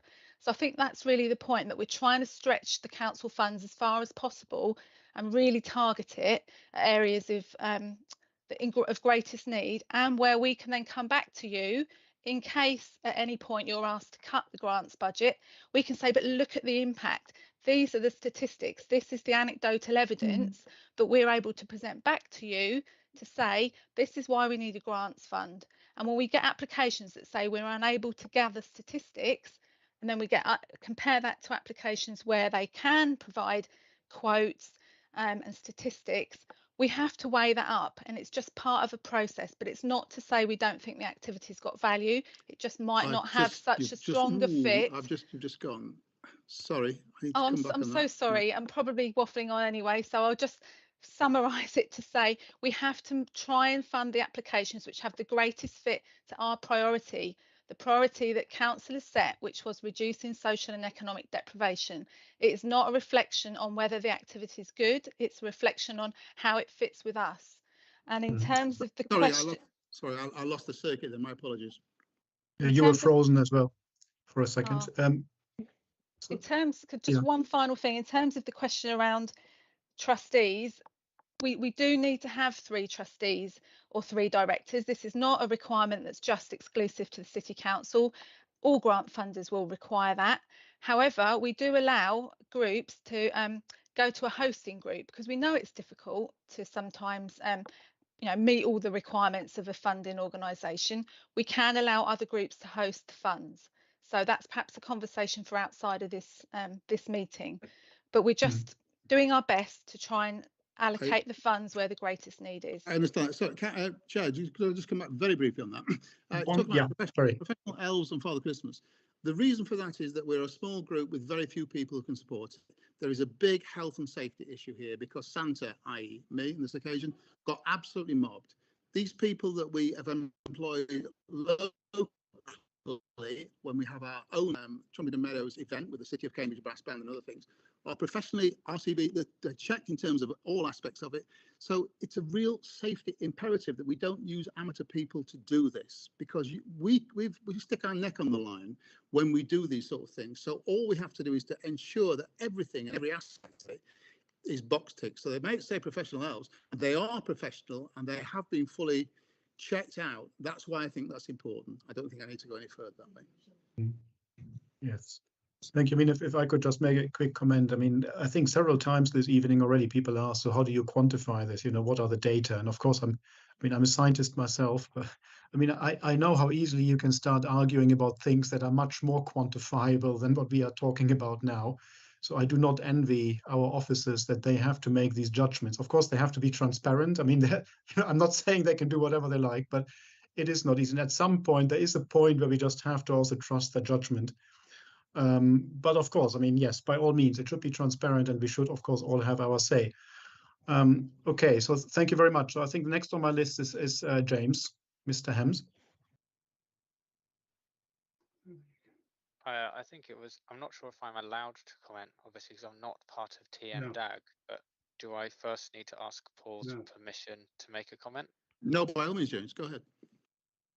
I think I would, because I was planning on applying for grant, and I accept, I think it's Julie's comment about using a host, which was really the only way that I could consider doing so for Clay Farm, that doesn't have its own residents association representing its smaller development like other parts of Trumpington have, although Trumpington Residents Association kindly provide sort of award wide representation, which is very kind of them. On the criteria about I think you were referring about sustained effort. Is that purely based on continuity of a period of events? Because I think my query is, if it's feeding, say, 3 families for 6 weeks versus each, 18 families once, are they considered on equal terms? Well, I think the feeding the families is the key thing there. I think that would be that obviously would be a strong fit for our priorities. But when I was referring to the sustained, it was because with the demand on the funding at the moment, and the cost of living crisis that we're in at the moment, in the past, things like trips and one-off activities, we've obviously been very happy to fund those, and we are still funding those, but to a lower level this year. So we just feel like something that's an ongoing activity, will obviously have a much more sustained and better impact on the people participating than sort of one-off events, which obviously, are fantastic, but we want to look at things that have a more ongoing impact. Thank you, Councillor Ashton. Councillor Ashton, please. Thank you, Chair. It's just maybe to help Paul out. Paul, I went to do the lights in Chesterton, and their elves were supplied by Chips and Santa Claus.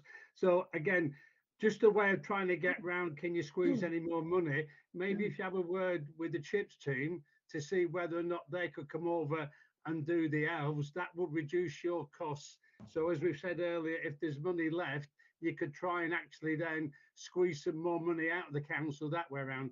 And they were very good, I must admit. So don't get me wrong, they might not have been professional, but they did a very good job. And if it helps you do the event. Thank you for that suggestion. Are they okay at dealing with the public and 200 people at once? Because they're also sort of bouncers at the same time. Yeah. I mean, like I say, the Chips are used to dealing with the public at events throughout the city. So it's not as though the council employees who've just said, can you do this for the weekend? So have a word with them, tell them what you want to do, have a chat, and they can tell you what they can provide. Does it meet expectations? And if it's a way we can find a way of trying to provide some more money, I don't know, I'm telling you this because I want more money in Cherry Hinton as well, Paul. You maybe get our £500 back, so we'll have to see how we go. So, but like I said, it's just a thing to say. Maybe it's a way that can be helped out. So, thank you, Chair. Yeah. Thank you. I mean, they even cancelled the big weekend. Times are tough. Councillor Davies. Just to sadly have to advise on Councillor Ashton's comment, Chips no longer exists. So their elves have been repurposed and are not available for public access anymore, I'm afraid. I can see Councillor Slatter posted that in the chat. Yeah. They're looking for volunteers. Sorry? Yes, it's sad because I agree with Paul about having professional and properly trained people. We used them for our coach trip from Chips, but they're no longer available through the City Council. And I think that we were lucky in Trumpington. We got such a professional TM DAG organising things. We'll have to see whether we can, in fact, tap into the remaining funds. And I think this discussion we're having here, which now does need to stop, I realise, is just the sort of thing we need for people to feel that they are being dealt with fairly. And it may even be just a matter of a Zoom conversation with the officers involved, who I found very straightforward, but we do need to make them accessible to the public who are interested in going for an application. I know they do run webinars to advise, and that's a way of avoiding some of the mistakes we can make when filling in forms, or the things we've left out but need to go in. So maybe that's something I know they offer, and it may be something can be arranged for Paul one-to-one. Thank you. Yeah. Well, I can't believe we are talking about Christmas already. I mean, I hope we will see more of your great activities, of course, that TM DAG has already organized in the past. I mean, anything planned for Easter? Yeah, I'm going to go on holiday, I think, now. All right. There's Buckington Palace on Coronation Day. Don't forget that. Karen will kill you. Okay. I mean, I would like to draw this discussion to a close now, but I mean, I can still see hands up there. I mean, Julie, is that a legacy hand? Yes, apologies, it's a legacy. No, absolutely fine. Okay. Has there anything been submitted to the Democratic Services mailbox? Let me take a look. One moment, please. No, Chair, there are no additional messages. Thank you very much. In that case, I can thank you all for the good discussion and for joining us tonight. The next South Area Committee will be taking place on the 12th of June, and we look very much forward to seeing you then. Thank you very much, everyone. Thank you very much to the team that made this meeting possible tonight. And can the producer please terminate the live link?